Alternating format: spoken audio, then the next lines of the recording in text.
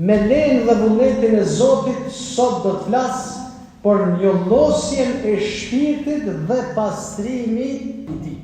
Duke e ditë se njeriu përbëhet nga trupi dhe shpirti, respektivisht ona fizike dhe ajo shpirtërore, Allahu i Madhërisht mes tjera thot: "Wa nafsin wa ma sawaha fahalhamaha fujuraha wa taqwaha qad aflaha man zakkaha wa qad khaba man dassaha." Allahu betohet në njeriu dhe atë që e krye atë në vetveten e tij, Allahu te bareke ve taala. Ai ka të drejtë të betohet në krijesat e tij, ndërkaq që krijesat nuk e kanë të lejuar të betohen përpos në krijuesin.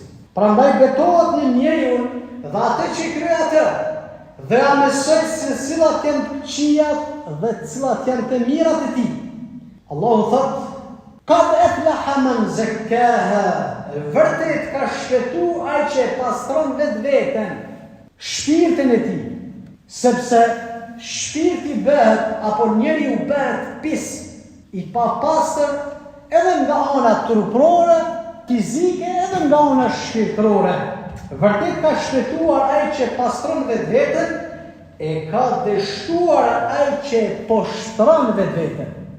Njeriu pas ka mundësi që ta pastroj vetveten e tij, njëkohësisht njeriu ka edhe mundësi që ta njollos vetveten e tij. Çka njollos shpirtin, o vëllezërit e mi?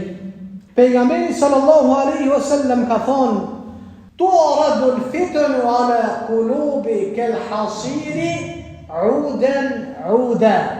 Sprovat, fitnet, përçarjet i paraqiten zemrës njëra pas tjetrës, ashtu siç vendoset fijet e një dysheku. Paraqiten tek njeriu njëra pas tjetrës, siç vendosen fijet e një dysheku. Fe'iju qalbin ushribaha nuketa fihi nuktetun sauda. Zemra që e pranon këtë sprovë, e pranon sprovën, i shënohet dhe i vendoset një pikë e zezë. Fe'iju qalbin ankaraha nuketa fihi nuktetun bejda. Zemra që e refuzon dhe nuk i bindet në to, i mbetet një lloj i bardhë. Hatta tusiru al-qulub ala qalbayn, derisa zemrat ndahen në dy lloje. Qalbun abyadu mithla as-safa fala yudirruhu fitnatun ma damat as-samawati wal-ard. Një zemër e bardhë, e pastër si guri lemuar, që nuk e dëmton asnjë sprovë, përderisa tjetë qielli dhe toka, kalitet e tillë, e bardhë si një gur i lemuar që nuk e dëmton asnjë sprovë. Sa jemi këtë botë, nuk dëmton. Wal akhiru aswadu murbadan kal kuzi mujahhiyan la ya'rifu ma'rufan wala yunkar munkaran illa ma shuriba min hawahu. Dhe në zemrën e zezë, e mbyllur dhe e përmbysur, që nuk e dallon të mirën nga keqja, përveç asaj që përputhet me dëshirat dhe epshin e vet. Zemra e zezë se dallon të mirën nga keqja. Kjo zemra e zezë nuk njeh vërtetën, vetëm ajo që e kënaq epshin egon e tij. Ibn Taymija rahmetullahi alayhi ka thënë: kur zemra largohet nga dhikri i Allahut, atëherë pushton epshi dhe dyshimi. Nuk e përmend Allahun. Kur zemra që nuk përmend Zotin e pushton epshi, e pushton dyshime. Allahu thot: inna ba'da dhanni ithm, disa dyshime janë mëkat. Allahu thot: ala bi dhikrillahi tatma'innu al-qulub. Vërtet, zemrat pastrohen e qetësohen me përmendjen e Allahut.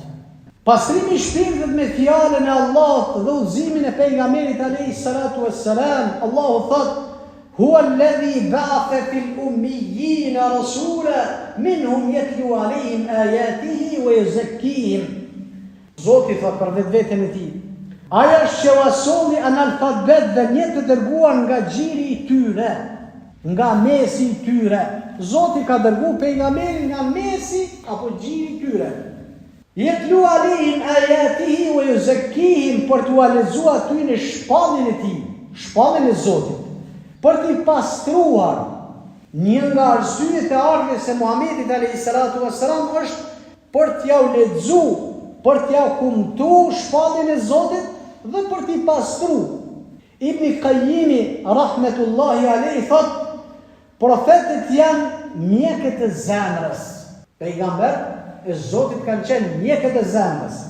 Nuk ka rrugë për pastrimin e shpirtit dhe për përmirësimin e tyre vetëse nëpërmes tyre. Do të thotë nëpërmes ndëgjimit të atë që kanë sjellë profetët e Zotit. Rëndësia e tesfies, pastrimit dhe terbijes, edukimit. Muslimanët kanë nevojë sot për tesfie dhe terbije, për pastrim dhe për edukim. Allah i madhëshëm thot, qad aflaha man tazakka wa dhakara isma rabbih fasalla. I shpëtuar është ai që pastrohet shpirtnisht, fizikisht, i shpëtuar është. Me pastërtin trupore na lahemi, marrim abdes, e kemi trupin, rrobat, vendi ku do të falemi, pastrim trupor. Ndërkash ana tjetër shpirtërore është ajo që u tha pak më herët, që të pastrohemi shpirtat tonë nga të gjitha ato njollat që na godasin, siç janë sprovat dhe epshi, kufri, nifaku, dyftërsia e shumë harame të tjera që fatkeqësisht njerëzit i kanë. I shpëtuar është ai që pastrohet te Allahu, që përmend emrin e Zotit të vet dhe që falet. Wa dhakara isma rabbih fasalla, që përmend emrin e Zotit të vet. Ku thot njeriu Allah ose thot Allahu Akbar, e përmend emrin e Zotit të tij dhe që falet. E keni pa fillon namazin me tekbir dhe përfundon me teslim. Fillon me shprehjen Allahu Akbar dhe përfundon me selam në të djathtë e me pastaj në të majtën, do thotë që e bëjmë namazin 5 herë në ditë. Hasan al-Basriu rahmetullahi alayhi, një nga tabiinët e mëdhej të këtij umeti, ka thënë, nuk është feja vetëm me shpresa dhe zbukurime, veç me shpresu. Nuk është e tillë feja, veç me shpresa, me zbukurime, qoftë edhe fjalit që i zbukurojnë shumë. Nuk është e tillë feja. Por feja është ajo që është në zemër dhe vërteton me vepra. Feja është ajo që është në zemër dhe vërtetohet me vepra. Pejgamberi alayhi salatu wasallam mund nga minberi ka thënë at-taqwa ha huna, at-taqwa ha huna, at-taqwa ha huna. Devotshmëria është këtu, devotshmëria është këtu, devotshmëria është këtu. Domethënë, nuk është fe vetëm me shpresë dhe zbukurim. Sot muslimanët shumë shpresojnë, shumë i zbukurojnë, madje objektet e tyre, fjalët e tyre, shprehjet e tyre fetare, elhamdulillah që zbukurojnë, e mundohen, por feja është ajo që është në zemër dhe e vërteton gjymtyrët dhe veprat. Allahu na bëft nga ata të cilët këtë islam që e kemi, këtë Kur'an dhe këtë sunet, ta shtim dhe ta praktikojmë edhe në vepër, edhe ta kemë në shpirtin tonë. Aqulu ma tasma'un wastaghfirullaha li wa lakum. Alhamdulillah wassalatu wassalamu ala man la nabiyya ba'd. E falenderojmë Allahun, salate e selame i dërgojmë pejgamberit ton alayhi salatu wassalam. Do t'i përmendi shkurt mënyra praktike të pastrimit të shpirtit. Disa metoda praktike se si ti pastrojnë shpirtat tonë, që çdo ditë nga gjunahi, nga mkatki, nga sprovat, nga fitnet, nga epshi, një lose. Ajo që më së shumti e pastron zemrën tonë, respektivisht shpirtin tonë, është tauhidi dhe ikhlasi. Zbashku, tauhidi, njëshmëria Allahut në vetveten e tij, si krijues, furnizues, rregullues i çdo çështje.